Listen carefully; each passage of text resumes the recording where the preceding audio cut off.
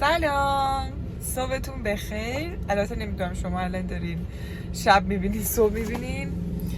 کلاً روزتون بخیر باشه، شبتون بخیر باشه. من دارم میرم سر کار و یه بارونی میاد، نگم خیلی خوبه. در ضمن چهارشنبه سوریتون مبارک. دیگه واقعا داریم وارد حال و هوای عید میشیم. من هیچی نخریدم، مثلا نمیتونم چیزی انتخاب کنم.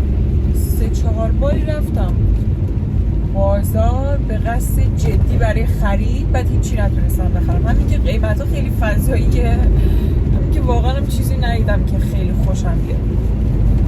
فقط یه دونه جلیقه و شلوار خریدم، همین بکسیت. و گفتم که آخرین هفته یه آخرین شانس رو بهش میدم، میرم خرید. تازه باید 7 سینم بچینم، میخوام امسال سنگ تموم بذارم. چقدر تون میرم سر کارم، یه خورده دیر شده، ولی خب چرا باید تون برم؟ از این بر بیشتر میمونم. no problem. آره داشتم میگفتم میخوام 7 سینم بچینم، باید برم وسایلشو بخرم. ذهنیتی ندارم که چه مدلی بچینم، ولی خب میخوام مثلا یه ذره کلاسیک تور باشه، بعد چوب توش کار شده باشه. ببینیم چی پیش میاد. ولی که امسال یه ماهی نمیخریم، شما هم نخرید، کار خوبی نیست. امیدوارم سال خوبی داشته باشید.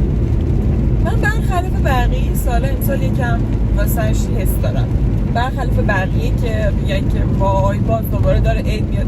هر کی اطراف همینو داره میگه، ولی قبلا اصلا اینطوری نبود. هممون خیلی ذوق داشتیم واسه عید و اینا، ولی هر چقدر که داره پیش میره ذوق همه داره کمتر و کمتر میشه.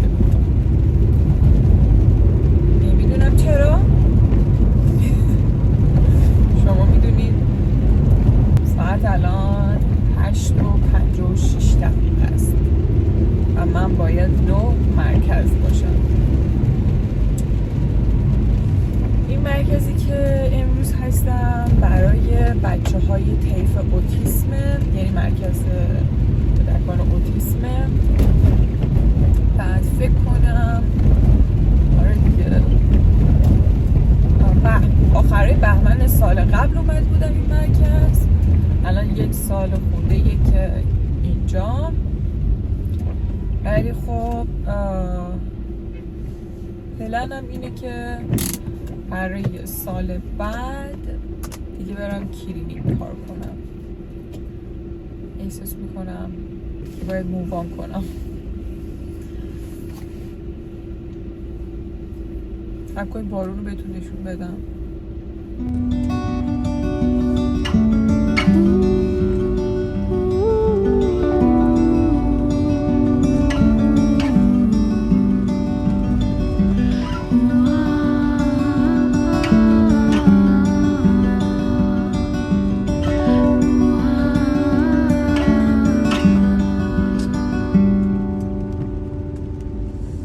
خب بعدش رفتم آرایشگاه، چون که میخواستم موامو هم کوتاش کنم هم رنگش کنم.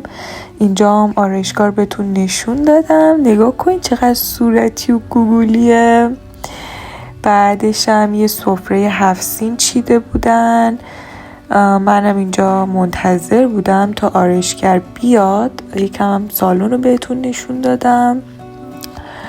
اینم منم و موهای قبلیم.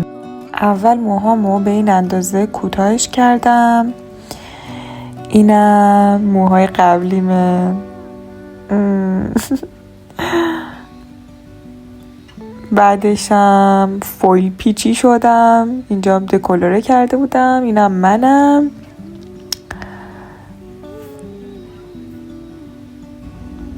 اینم از موهای جدیدم. من که خیلی دوستشون دارم. البته دوباره باید برم رنگساش کنم چون که خیلی خوب رنگ نگرفت.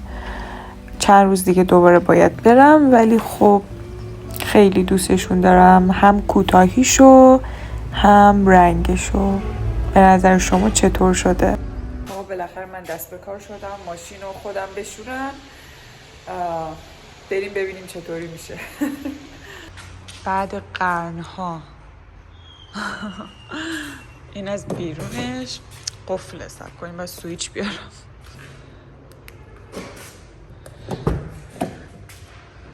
اینم از داخلش. بریم تمیز کنیم.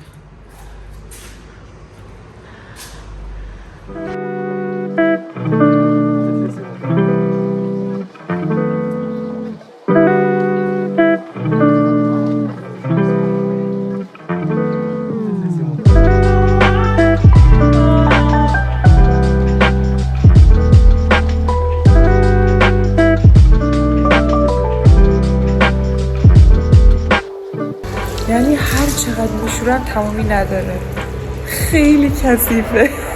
بکنم تا شب درگیرم. اینا اصلا تمیز نمیشن.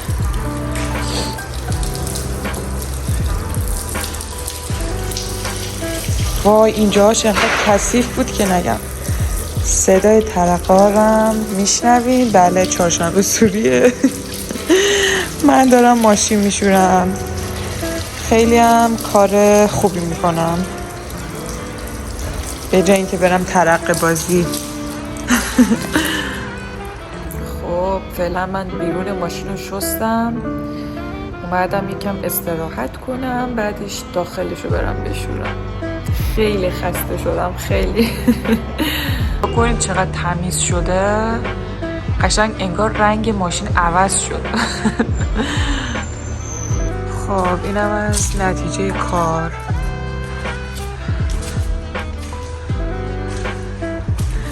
دیگه این چیزی بود که از دستم برمی اومد.